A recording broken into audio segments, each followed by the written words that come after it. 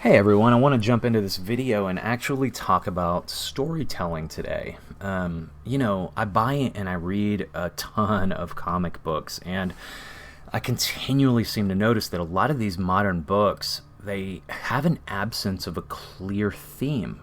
And this applies to the independent books I've been buying from Indiegogo, and even a ton of books that I get from major publishers, Marvel, DC, Image. So, like I said, I want to talk about storytelling. I want to talk about theme. And I hope by the end of this video that everyone can see how important it is to be able to identify the theme of the stories that we're either analyzing or critiquing, or in, my case, writing as well. So, I guess I'll start out by approaching the first question. What is theme?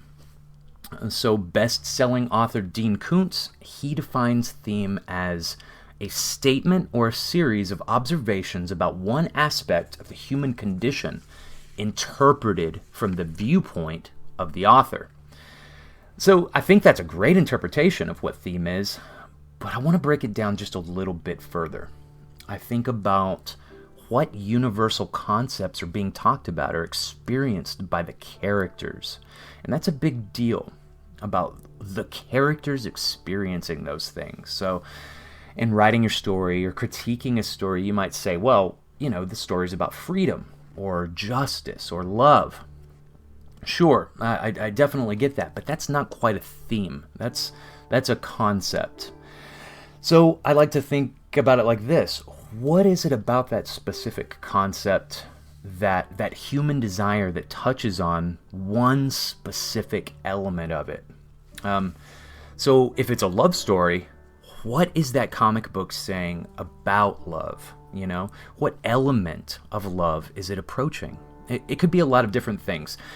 I like these two as well. I've been thinking about this, and I take notes and just kind of make bullet points and talk about them in my videos. So two opposite themes are found in the titles of two of my favorite songs. One of them's by the Beatles, and the other one by Nine Inch Nails. So John Lennon's song is All You Need Is Love, right? That would be a really specific example of a theme, You see tons of romantic comedies or movies about this, all you need is love. And, on the polar opposite of that, of course, the other spectrum of it is Trent Reznor's song, Love Is Not Enough, right? And both of these, again, they're exact polar opposites, but they're both themes. They touch on a specific element of love, of what that means, or what that means to the individuals in the story. That's what it's important for the characters to have something to do with it. So a story really can only have one dominant theme, but also can contain tons of sub-themes. And the beauty of this is, your overall theme could be exploring the contrast between those two songs, All You Need Is Love and Love Is Not Enough. And, approaching that contrast, that could be one theme, right? That's a little bit complex, but, I want to at least mention a bit of a warning here as well. So themes are essential for adding real depth to stories, but often I find that it can be really tempting for writers to take a theme and force it into a story. Instead of exploring the theme becomes a battering ram for, someone to inject some kind of preaching tone or a message. And I'm telling you, that always inevitably leads to cardboard cutout characters who only exist to kind of push an agenda, whatever that agenda may be. This is a quote that I always use a lot in my previous writing videos, at the beginning of my channel. And it always comes to mind because it's one of my very favorite quotes by one of my favorite writers in one of my favorite books, Story by Robert McKee. He says, "When talented people write badly, it's generally for one of two reasons. Either they're blinded by an idea that they feel compelled to prove, or they're driven by an emotion that they must express. When talented people write well, it's generally for this reason. They're moved by a desire to touch the audience. And that is absolutely true. And you can look at it like this. We're talking about talent. So here's what people tell me. They say Tom Taylor is actually a good writer. When it comes down to it, the stuff that he wrote for DC, a lot of my buddies tell me, specifically Spider-Side, he tells me, hey, look, Tom Taylor's stuff was really good when he wrote for DC, but somehow, when he gets away from that Injustice series and he wrote for Marvel, when he wrote X-Men Red, he just wanted to preach, and it just became really bad. The characters became flat, and that's a really good example. If you're writing to preach, then you're not actually writing for theme. So this is a big question. People ask, how do you avoid that pitfall? That preachy feeling that destroys all kinds of fiction. This is what I found. If you use your characters to carry your theme forward, and when I say use your characters, it's like I've said in a lot of my character development videos in the past, develop your character first, and develop them fully as real people who have opposing values to other characters. And those characters, they will naturally struggle with tons of passion against each other, and the theme will show itself organically at that point. Again, if your story has relevance, I guess is what I'm saying. So overall, what am I saying here? I'm saying allow your characters to present the theme with their own individual voices. And this is important for storytelling.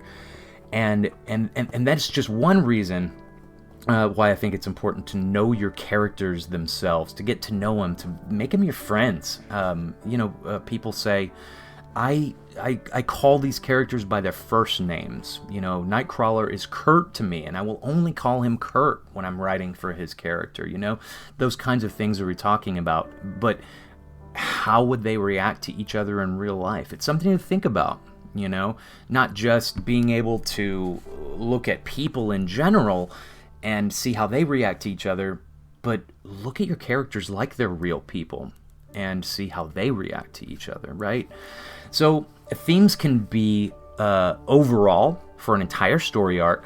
They can be encompassing maybe 6 full issues, or themes can be just for one single issue itself, right? So when I think about this book that's right in front of me, I pulled it out because I think about theme a lot when I think about this book. So this is Chip Zdarsky's Peter Parker, The Spectacular Spider-Man number 310. And the entire theme of this was what makes a hero, in my opinion. It was an amazing book, and it was people talking about who Spider-Man was. You saw these interviews with him, with these individuals, talking about Spider-Man himself. And that was a great example. I've read this book maybe 7 times now. I loved it so much. I think it was the best book last year that was written, to be perfectly honest. The best single issue standalone. So that's a great example of a standalone theme. What makes a hero? That's great for any superhero comic. It's a great theme for it, 100%. But look, it's not just a single issue or a full graphic novel. A theme could be for one specific scene, just a very short clip.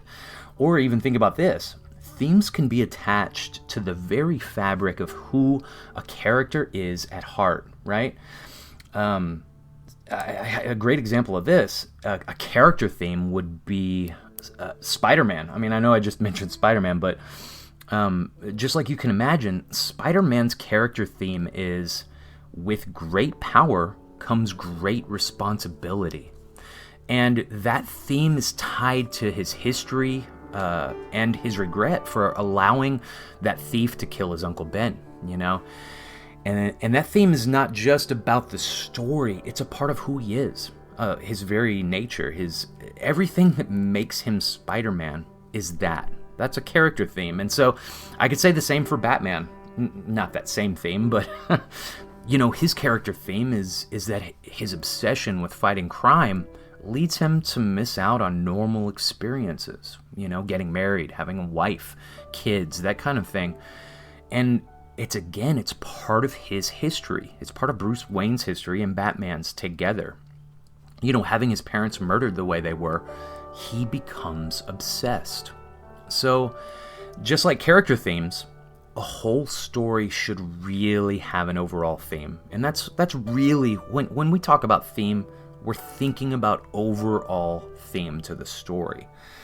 And that's really, what we understand theme to be, generally speaking, in a graphic novel or story, novel, whatever.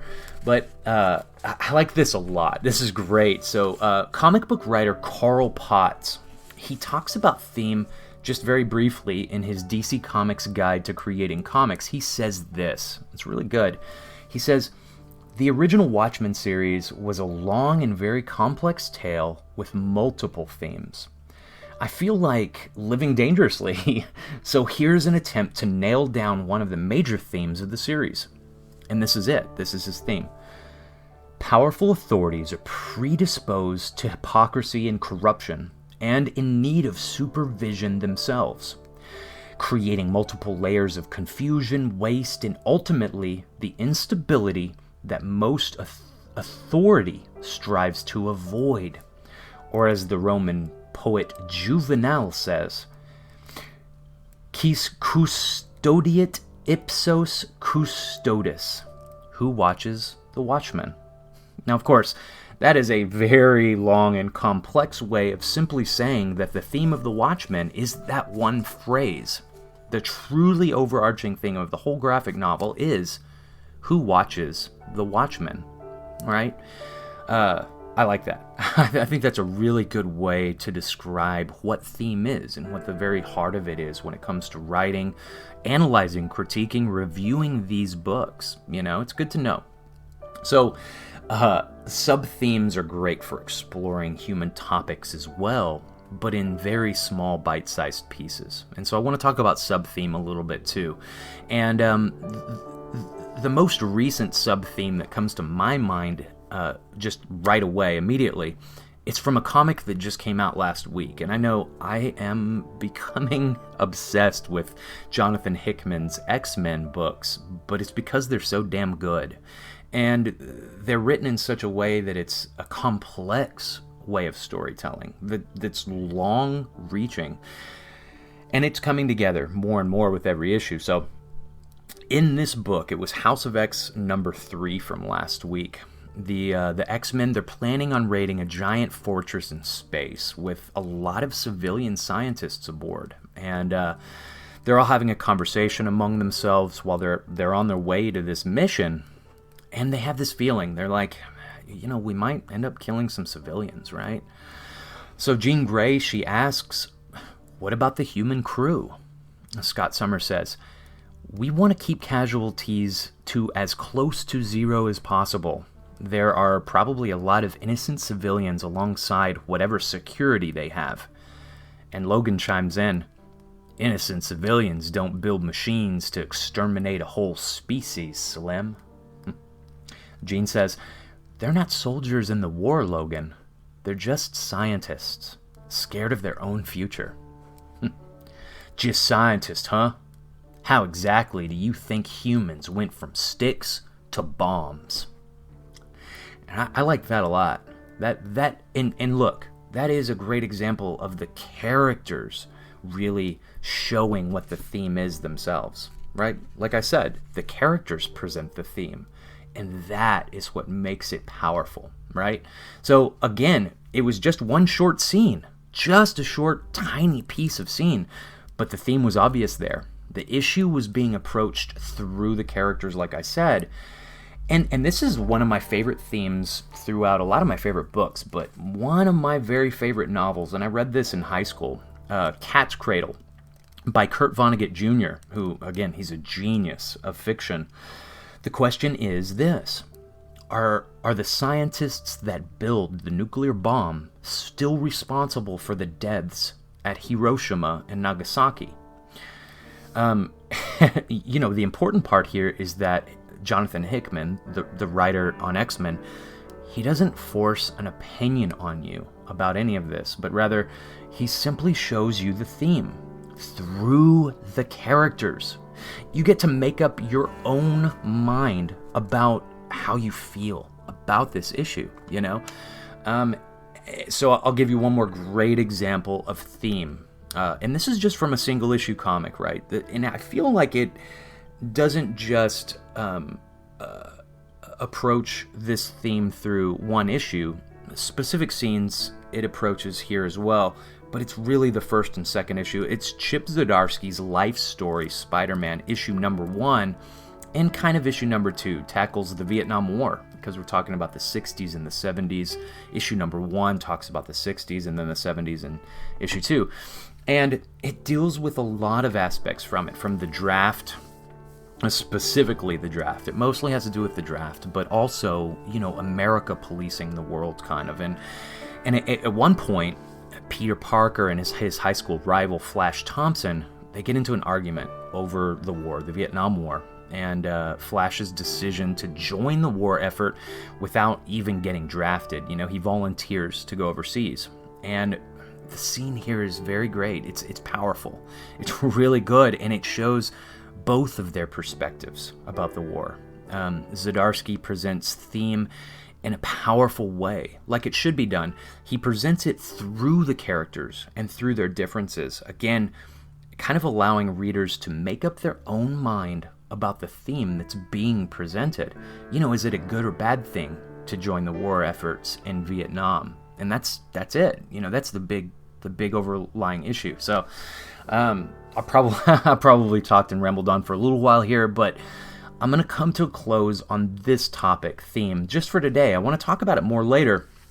Look, guys, I know I haven't gone through a ton of writing videos recently, but I'm going to make it a point to get back into these because they're important to me. I enjoy them, and I hope you get something out of them. You know, I'm a writer, and I've been writing all my life, but I'm stepping into working on my own crowdfunding comics right now. I'm really enjoying it.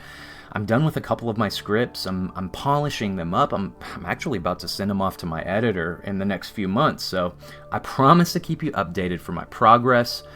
And hey, look, I'd love to see you subscribe to my channel. I'm obsessed with these X-Men books that are coming out recently. So every Wednesday or Thursday, I'll have an X-Men review up from Jonathan Hickman's run.